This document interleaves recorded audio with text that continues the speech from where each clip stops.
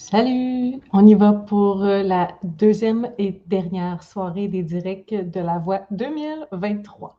Donc, l'artiste invité cette semaine, c'était Roxane Bruno, qui a fait une performance pour commencer l'émission avec tous les candidats en danger pour le deuxième direct. Donc, la première chanson, c'était plutôt elle qui l'a chantée, puis dans la deuxième, partout, là, il y a eu une petite ligne de tout le monde.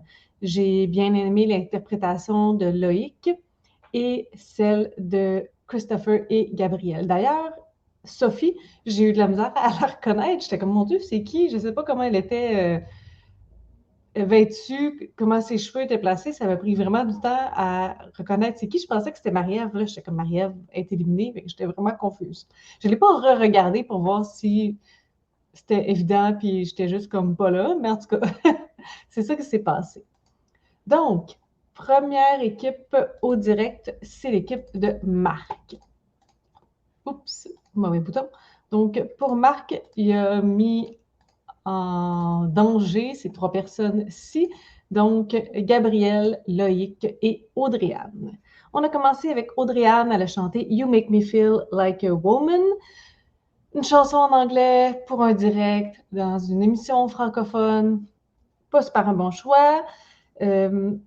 J'ai aussi trouvé que le choix de chanson la mettait pas nécessairement le plus en valeur. Je comprends qu'elle voulait démontrer quelque chose de plus doux, mais je pense que démontrer sa force, démontrer à quel point elle est solide en tant que chanteuse, son amplitude, je pense que ça aurait été un meilleur choix pour elle. C'était vraiment différent de tout ce qu'on connaît, puis je suis pas sûre que ça y a vraiment rendu service.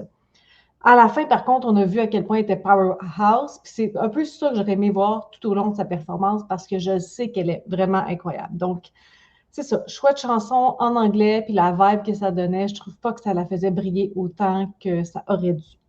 La deuxième personne qui a chanté, c'est Loïc. Il a chanté Allô, maman Bobo. J'ai trouvé qu'il y avait une prononciation un petit peu molle. C'est vraiment la seule chose que j'y reproche de cette performance-là parce que c'était touchant. J'ai trouvé que l'interprétation, elle était très juste. Donc, si ça avait été qu'une prononciation soit un petit peu plus on point, ça aurait été vraiment excellent. Puis la troisième personne à participer au direct, c'est Gabrielle. Donc, Gabrielle, elle a chanté L'amour a pris son temps.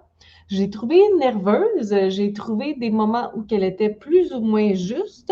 J'ai trouvé qu'il y avait peut-être trop de fioritures. Je sens qu'elle voulait peut-être épater la galerie, mais en tout cas, personnellement, moi, c'est pas le genre de choses que j'aime voir, surtout pas lorsqu'il y en a beaucoup. Mais définitivement, c'est une grande voix. Et j'étais quand même un petit peu déçue de l'équipe de Marc. Je m'attendais à ce que ça soit d'un niveau beaucoup plus élevé. Loïc et Gabriel, je les ai sentis fragiles. Je pensais que ça allait être plus déchirant. Moi, j'avais comme préférence Loïc. Je trouve que sa performance était plus touchante, plus vraie. Gabrielle, je pense qu'elle aurait pu gagner, mais avec cette performance-là, elle était peut-être un petit peu déstabilisée par le fait qu'elle était en direct. Donc, Marc, lorsqu'il a alloué ses points, il a donné 34 à Audrey-Anne. Donc, lui, il favorisait Audrey-Anne. Le public a couronné Loïc avec 72 points.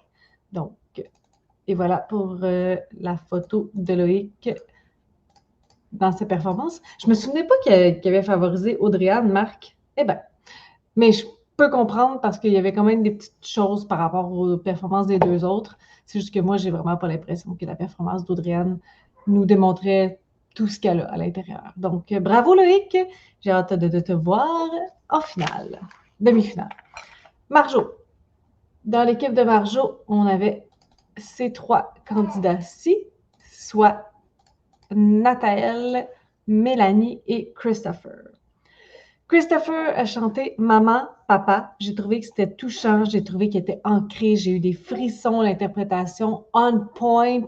C'est un candidat que j'aime vraiment beaucoup, mais je trouve qu'il a vraiment offert une solide performance. Nathalie a chanté Happier Than Ever. C'est tellement pas une chanson pour le public de la voix. C'est tellement loin. Pourquoi toutes les fois que je fais ma vidéo, mon fils se réveille? Il était bien endormi 2 secondes plus tôt. Donc, je m'en allais dire que c'est vraiment pas une chanson qui touche au public général de la voix. J'ai trouvé qu'il y avait des gros enjeux de prononciation. Je comprenais pas grand-chose. très penché vers le sol, donc peu de contact direct, peu de contact visuel avec le public. Le choix de chanson, de façon générale, j'ai pas trouvé que c'était un bon choix. Il a donné un solide show, mais c'était pas du tout ce à quoi je m'attendais et ce, à mon avis, qui aurait pu le faire gagner. Mélanie, elle a chanté Au nom de la raison. J'ai trouvé qu'elle avait une gestuelle très fuyante. Si vous comparez Christopher dans sa performance qui fixait, et d'ailleurs, leurs deux performances, c'était quand même quelque chose de touchant. Donc, tu sais, Christopher était très focus avec un point, puis il nous livrait son message. Puis elle était comme un peu partout, elle cherchait, un peu comme lorsque tu fais une chanson party, une chanson qui lève la foule. Mais lorsque tu es dans une chanson plus intime, j'ai pas l'impression que c'est ça la gestuelle que tu devrais avoir. Ça devrait être beaucoup plus renfermé, ça devrait être un point direct que tu nous parles à nous. Et il y a eu un moment aussi dans sa chanson qu'elle a fait un yeah, en tout cas, elle a fait un yeah. Puis ça aussi, dans une chanson intime, dans une chanson touchante, ça n'a pas sa place. Ça jure beaucoup. Donc, j'ai trouvé qu'il y a des moments qui fonctionnaient bien, mais j'ai trouvé que la performance, elle était inégale. Moi, pour moi, mon vainqueur, c'était Christopher. Marjo. Marjo. Je sais qu'elle aime Nathalie. On a vu ça dans les duels. Elle l'a fait gagner son duel alors qu'il ne se souvenait pas des paroles, puis il avait définitivement fait une moins bonne performance que, comment elle s'appelait? Nadia Lise.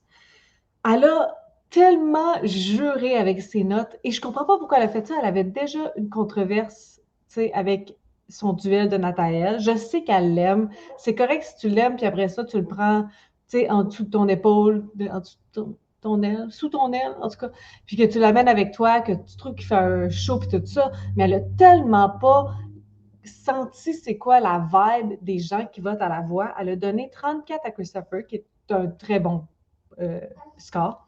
40 à Nathalie pour donner 26 à Mélanie. C'est vraiment très dispersé. Et c'est Christopher qui a gagné avec 69 points. Mais si vous regardez le vote du public, Mélanie en avait un de plus. Donc, si elle avait donné, par exemple, 34-34 aux deux, ben, c'est Mélanie qui passait. Moi, je suis contente que Christopher ait passé, mais pour dire à quel point elle est allée complètement à l'inverse du public. Donc, je ne sais pas ce qu'elle fait, là. Elle ne comprend pas, puis elle n'a pas suivi qu'il y a eu des controverses les autres années. Je n'ai pas entendu tant de clash parce que c'est Christopher qui a passé, mais si ça avait été Nathalie, je pense que ça aurait chialé ses réseaux. Très contente que Christopher s'en aille à la demi-finale. Très, très contente. Par la suite, on a eu le dévoilement de la personne qui a gagné la deuxième voix. Moi, je vous avais dit que j'avais eu quand même une préférence pour Sébastien, mais je ne suis pas du tout surprise que Livia ait gagné. Elle est pétillante, elle est jeune, elle est bonne, elle progresse vite, elle est attachante. Donc, je ne suis pas surprise du tout. Elle a chanté à ma manière avec Roxane Bruno. Bravo, Livia, pour ta victoire. Il nous reste deux équipes. Donc, la troisième équipe, c'était celle de Corneille. Il opposait pour la deuxième soirée Silvéo, Christa Maria et Avril. La première qui a chanté, c'est Christa Maria. Elle a chanté Adieu mon pays avec des paroles arabes. C'était original, c'était solide. On ressent son identité artistique. C'est un petit rayon de soleil lorsqu'elle est sur scène. J'ai beaucoup aimé cette performance-là. Silvéo a chanté La laideur. J'ai trouvé qu'il y a eu des petits enjeux de justesse. J'étais vraiment sous le choc de voir les larmes de Corneille, mais j'ai trouvé que c'est une belle performance. Il y a eu d'alternance entre la douleur et l'intensité, donc c'était beau. Et celle d'Avril, elle a chanté Montréal. J'ai trouvé que c'était une très belle performance, divertissante, avait l'air en contrôle, à l'aise sur la scène. Pour moi, ma préférence, c'était Christa Maria. Corneille a donné 33 à Christa Maria, 33 à Avril et a donné 34 à Silvéo, donc une petite préférence pour Silvéo. Par contre, le public a parlé et a parlé fort avec 107 points pour Christa Maria. Ce qui veut dire, à mon avis, qu'elle risque de se rendre en finale. Est-ce que j'ai noté les autres? Oui, je les ai notés. Je vais pas faire une comparaison. Je n'y ai pas pensé avant, of course. Mais je vais comparer ça tantôt. Ça ne sera pas long pour mes prédictions pour la demi-finale. Donc, bravo à Christa Maria.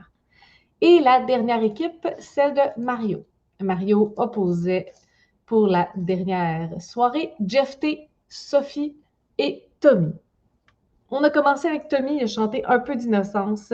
J'ai trouvé que l'interprétation, elle était vraiment très bonne. Un crescendo d'intensité. Il a une belle grosse voix, Tommy. Par la suite, il y a eu Jeff T qui a chanté Des milliers de Je t'aime. J'ai trouvé que c'était une belle interprétation. Sans plus, par contre, je me suis pas trop attachée à cette performance-là, mais j'ai trouvé que c'était une bonne performance. Et Sophie, elle a chanté Tant qu'on est là et j'ai eu des frissons. Ma préférence pour cette soirée-là, pour l'équipe, c'était Sophie. Je pense que ce qui désavantageait les deux gars, c'est qu'ils ont un peu comme le même style de grosse voix. Ils ont un peu chanté des chansons qu'on connaît pas trop, donc qui se démarquent pas. Ça fait en sorte que Sophie sortait plus dans ce trio-là. Mario a donné 32 pour Tommy, 32 pour Jeff T et 36 pour Sophie. Le public a octroyé avec Mario un total de 100 points pour Sophie. C'est donc elle qui s'en va à la demi-finale pour l'équipe de Mario. Et voilà. Donc, on a maintenant nos 8 personnes pour la demi-finale.